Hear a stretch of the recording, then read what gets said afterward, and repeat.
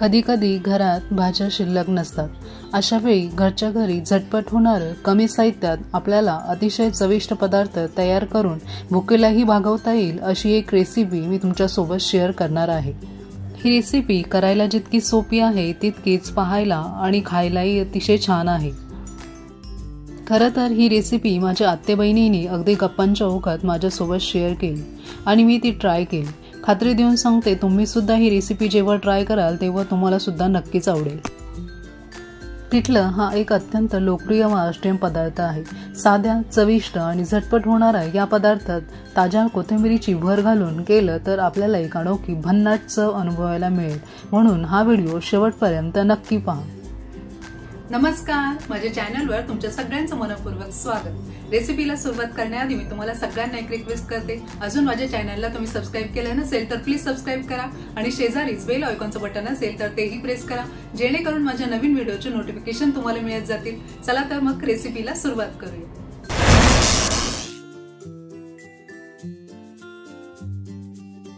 आज मी तुमच्यासोबत शेअर करणार आहे कोथिंबीरीचं पिठलं।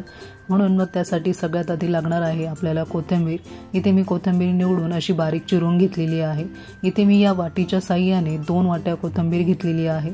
ही वाटीचं माप मी यासाठी दाखवते आहे कारण आपल्याला पुढे जे साहित्य लागणार आहे या पिठल्यासाठी ते मी वाटीच्या मापानेच घेणार आहे।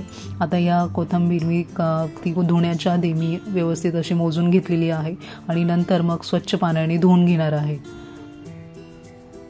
यामध्ये कोथिंबीरीचे जे देठ असतात ते सुद्धा आपण घेतले तरी चालेल, फक्त ते बारीक चिरून घ्यायचे आहेत। आता इथे कोथिंबीर मी जवळजवळ 2 ते 3 पाण्याने स्वच्छ धुवून घेतली आहे कारण बऱ्याचदा त्यामध्ये माती असते, त्यामुळे ती व्यवस्थित 2 ते 3 पाण्याने स्वच्छ धुवून घेतलेली आहे। आणि ज्या वाटीने आपण कोथिंबीर मोजून घेतली होती त्याच वाटीने मी जवळजवळ 1 वाटी बेसन पीठ घेतलेलं आहे। हे प्रमाण आपल्याला व्यवस्थित घ्यायचं आहे म्हणजे आपलं कोथिंबीरीचं पिठलं व्यवस्थित होतं। त्यानंतर आता मिक्सरच्या भांड्यामध्ये मी हिरवी मिरची आणि लसूण असं वाटून घेणार आहे। आपल्याला किती तिखट हवं आहे त्यानुसार आपण हिरव्या मिरच्या घ्यायच्या आहेत। आता इथे जवळजवळ 6 ते 7 हिरव्या मिरच्या मी घेतलेल्या आहेत। आपल्याला हे प्रमाण मी मुलंही खाऊ शकतील या अंदाजे मी घेतलेले आहे। आणि लसूण घेतलेलं आहे, लसूण भरपूर घेतलेलं आहे त्यामुळे छान चव येते पिठल्याला। आता हे व्यवस्थित आपल्याला बारीक वाटण करून घ्यायचं आहे।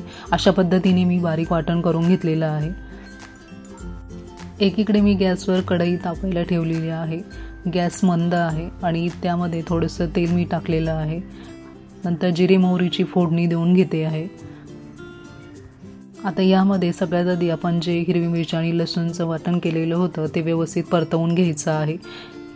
हे करत असताना गॅस आपल्याला कमीच ठेवायचा आहे म्हणजे आपली फोडणी जळणार नाही।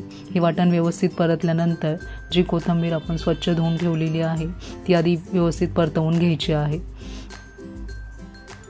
कोथिंबीर आधी आपल्याला तेलात व्यवस्थित परतवून घ्यायची आहे आणि मग पुढे आपण ते पाणी टाकून शिजवून घेणार आहोत। कोथिंबीर ही इतर पदार्थांनाही चव तर देतेच पण आपल्या आरोग्यासाठी सुद्धा अतिशय महत्त्वाची आहे। कोथिंबीरमुळे आपले रक्तातील साखरेचे प्रमाण कमी होण्यास मदत होते, तसेच कोथिंबीरमुळे रोगप्रतिकारशक्ती सुद्धा वाढते। कोथिंबीर ही एक औषधी वनस्पती असल्याने हृदय, मेंदू, त्वचा आणि आपल्याला पाचक आरोग्यास प्रोत्साहन देते। आता इथे कोथिंबीर परतवून झाल्यानंतर मी त्यामध्ये हळद, हिंग आणि चवीनुसार मीठ टाकलेले आहे। त्यानंतर व्यवस्थित चमच्याच्या साहाय्याने ते एकजीव होईल अशा पद्धतीने हलवून घेतलेलं आहे। आता इथे जवळजवळ 5-1 मिनिट असं कोथिंबीर व्यवस्थित परतवून झाल्यानंतर इथे बघू शकता तुम्ही आपली कोथिंबीर परतवून झालेली आहे। आता यानंतर यामध्ये मी 1 ग्लास पाणी टाकलेलं आहे। थोडासा अंदाज आधी मी पाण्याचा घेतलेला आहे त्यानुसार मी पाणी टाकलेलं आहे। 1 ग्लास पाणी साधारणतः मला यामध्ये लागलेलं होतं। आता या पाण्याला आपल्याला आधी उकळी येऊ द्यायची आहे। पाण्याला उकळी आली की मग जे आपण कोरडं बेसन पीठ काढून ठेवलेलं आहे वाटीच्या मापाने ते आपल्याला यामध्ये थोडं थोडं करून असं आधी टाकायचं आहे। आणि थोडं थोडं बेसन पीठ टाकलं की लगेच चमच्याच्या साहाय्याने व्यवस्थित मिक्स करून घ्यायचं आहे, नाहीतर पिठाच्या गुठळ्या तयार होतात। इथे बघू शकता तुम्ही अशा पद्धतीने पटकन मी पिठाचं मिक्स केलेलं आहे आणि त्या ज्या गुठळ्या तयार होतात त्या आपल्याला व्यवस्थित चमच्याच्या साहाय्याने फोडून नंतर व्यवस्थित ते मिक्स करायचं आहे। मी आधी थोडं थोडं पीठ करून टाकलेलं आहे बेसन पीठ. एकदम एकाच वेळी पूर्ण वाटी मी यामध्ये टाकली नाही आणि गॅस यावेळी मध्यम आचेवरच आहे. सुरुवातीपासूनचा नंतरपर्यंत गॅस मी मीडियम फ्लेमवरच ठेवलेला आहे. अशा पद्धतीने आपल्याला ते सर्व व्यवस्थित बेसन पीठ एकजीव होईल अशा रीतीने मिक्स करायचं आहे. जोपर्यंत ते पीठ कोथिंबीरमध्ये व्यवस्थित एकजीव होत नाही तोपर्यंत आपल्याला चमच्याच्या साह्याने असं सारखं हलवत राहायचं आहे. ते बेसन पीठ जवळजवळ पूर्ण पाणी ॲब्सॉर्ब करतं आणि असा घट्ट गोळा तयार होतो. इथे बघू शकता तुम्ही.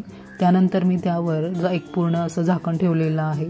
आता आपल्याला 5 ते 10 मिनिट कमी गॅसवर असं ते वाफवायचं आहे. इथे 5 ते 10 मिनिटानंतर आपलं कोथिंबीरीचं पिठलं रेडी आहे. अशा प्रकारे अगदी कमी वेळेत होणारं आणि कमी साहित्यात होणारं अतिशय छान असं कोथिंबीरीचं पिठलं आपलं रेडी आहे. तुम्ही नक्की ट्राय करा ही रेसिपी आणि मला कमेंट करून सांगा तुम्हाला ही रेसिपी कशी वाटली ते. आणि हो, अजून माझ्या चॅनलला तुम्ही सबस्क्राईब केलं नसेल तर प्लीज पटकन सबस्क्राईब करा, कारण तुम्हाला सबस्क्राईब करणं अतिशय फ्री आहे पण माझ्यासाठी ते खूप महत्त्वाचं आहे. मी रोज अशाच नवनवीन रेसिपी तुमच्यासाठी घेऊन येत असते. तुम्हाला माझ्या चॅनलवर अजून कोणत्या रेसिपी पाहायला आवडेल ते प्लीज कमेंट करून नक्की सांगा. आजचा व्हिडिओ आवडला असेल तर एक लाईक नक्कीच करा.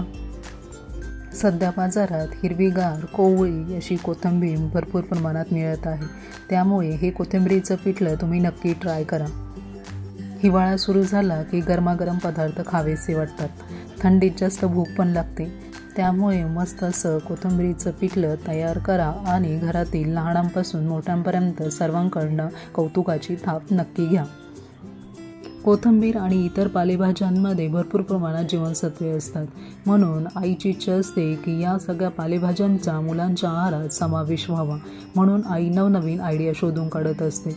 अशा प्रकारे कोथिंबीरचा पिठल्यामध्ये जर आपण समावेश केला तर आपल्याला भरपूर प्रमाणात जीवनसत्व मिळतील आणि आपल्या आरोग्यास पोषकही ठरतील. हे कोथिंबीरीचं पिठलं बनवायला जितकं सोपं आहे तितकंच खायलाही चटकदार आहे. चला तर मग भेटूया अशाच एका नवीन रेसिपीमध्ये. तोपर्यंत मस्त खा आणि स्वस्त राहा.